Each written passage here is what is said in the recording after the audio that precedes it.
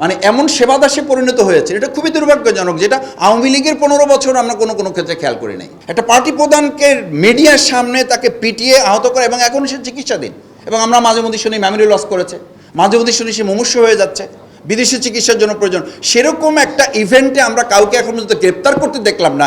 সেই নির্বাচন আইনশৃঙ্খলা বাহিনী করবে, আর আমার কোনো একটা কেন্দ্রে প্রবলেম হবে, সেটা সলভ করার জন্য তারা সুইচ টিপে দেবার প্রবলেম সলভ হয়ে যাবে।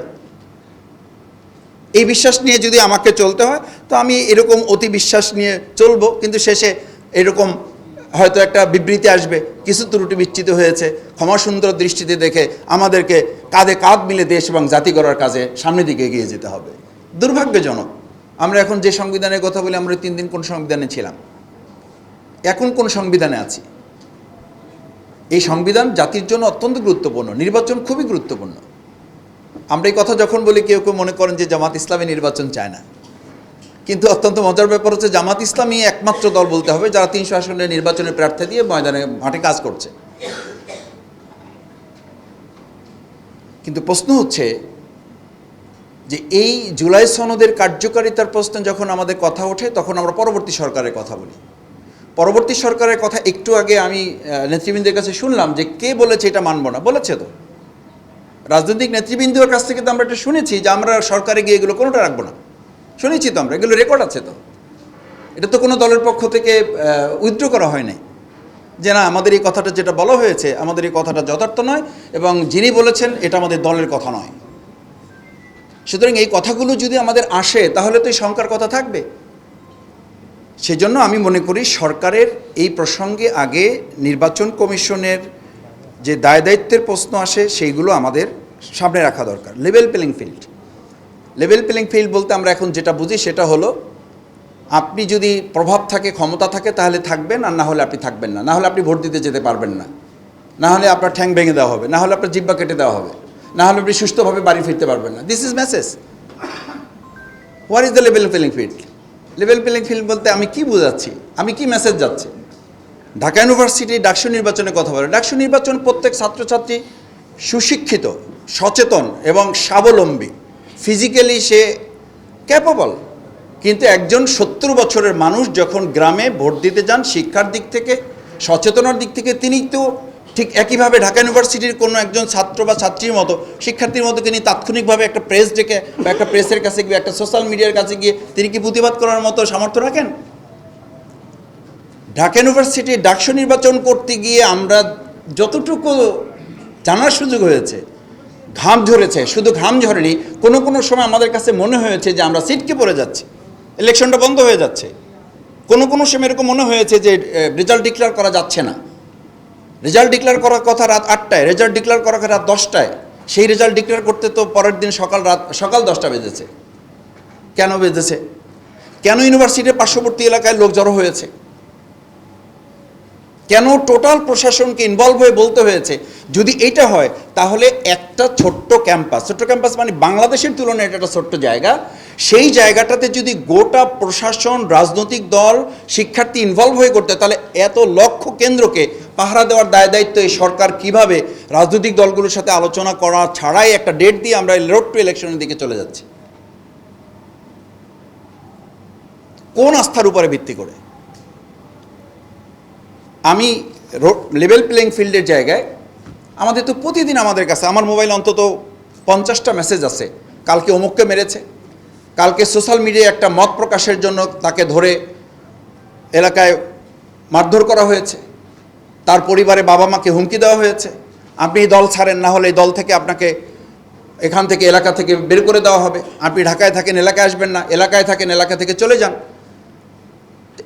এটা তো হচ্ছে এখনকার। এরপর যখন আমরা আরও একটু ইলেকশনের মধ্যে প্রবেশ করব, আমি তো মনে করি তখন লেভেল প্লেইং ফিল্ডের প্রশ্নে আমাদের আরও অনেক ঝুঁকির মুখে পড়তে হবে। সেই জায়গাটা আমি মনে করি যে আমাদের নির্বাচন কমিশন তাদের দায়িত্বের গুরুত্বপূর্ণ অংশ হচ্ছে যে আমি পোস্টার নিয়ে আলোচনা দেখতেছি, পোস্টার লম্বা হবে, বড় হবে, কালার হবে না, তারপরে মাইকিং 5টা হবে, 7টা হবে না, এই সমস্ত বিষয় আলোচনা খুবই গুরুত্বপূর্ণ। কিন্তু তার চেয়ে গুরুত্বপূর্ণ পলিটিক্যাল পার্টি কালচার, কোনো সিস্টেম, কোনো চেঞ্জ কি আমাদের হয়েছে? আমরা কি কোনো রিফরমেশন আমাদের মধ্যে নিয়ে আসতে পেরেছি? চিন্তার মধ্যে, দর্শনের মধ্যে, ফিলসফিতে আমাদের কোনো পরিবর্তন এসছে?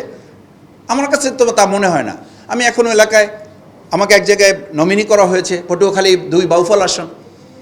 আমাকে আমার লোকেরা বলে যে মাসুদ ভাই এখনও আসতে হলে আমাদেরকে একটু প্রিপারেশন নিয়ে আসতে হবে। What is the scenario?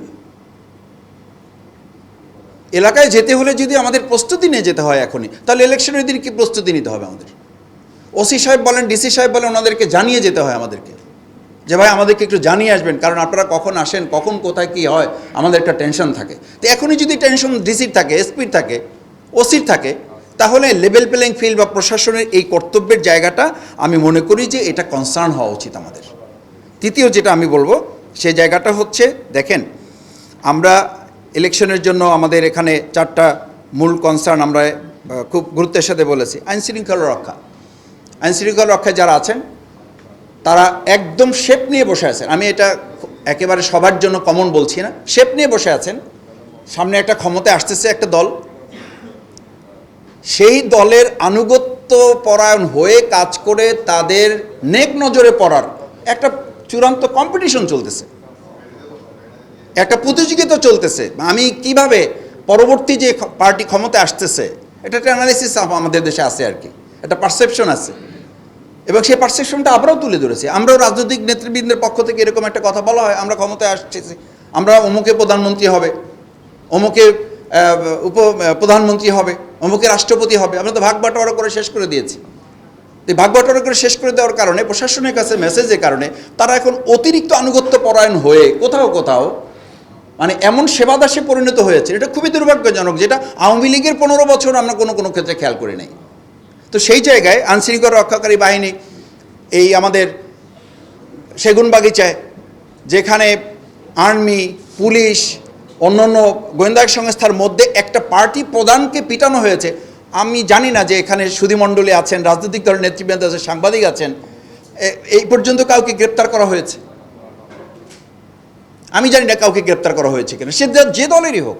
একটা পার্টি প্রধানকে মিডিয়ার সামনে তাকে পিটিয়ে আহত করে, এবং এখন সে চিকিৎসাধীন। এবং আমরা মাঝে মধ্যে শুনি মেমোরি লস করেছে, মাঝে মধ্যে শুনি সে মুমূর্ষু হয়ে যাচ্ছে, বিদেশি চিকিৎসার জন্য প্রয়োজন। সেরকম একটা ইভেন্টে আমরা কাউকে এখন পর্যন্ত গ্রেপ্তার করতে দেখলাম না। সেই নির্বাচন আইনশৃঙ্খলা বাহিনী করবে, আর আমার কোনো একটা কেন্দ্রে প্রবলেম হবে, সেটা সলভ করার জন্য তারা সুইচ টিপে দেবার প্রবলেম সলভ হয়ে যাবে। এই বিশ্বাস নিয়ে যদি আমাকে চলতে হয়, তো আমি এরকম অতি বিশ্বাস নিয়ে চলবো, কিন্তু শেষে এরকম হয়তো একটা বিবৃতি আসবে, কিছু ত্রুটি বিচ্যুত হয়েছে, ক্ষমা সুন্দর দৃষ্টিতে দেখে আমাদেরকে কাঁধে কাঁধ মিলে দেশ এবং জাতি গড়ার কাজে সামনের দিকে এগিয়ে যেতে হবে। দুর্ভাগ্যজনক।